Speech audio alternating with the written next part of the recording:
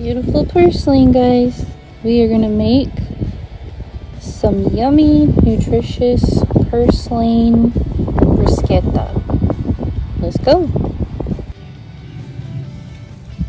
Need some basil too.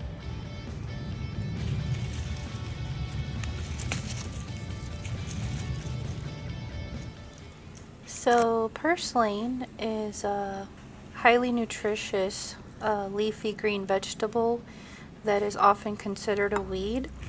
It's full of antioxidants, minerals, and omega fatty acids. And this recipe I'm sharing with you guys, you can eat on top of bread like I am sharing with you, or you can put it on top of pasta, some zucchini noodles, anything you want actually, Italian inspired. It's very good, and I hope you guys enjoy this as much as I do.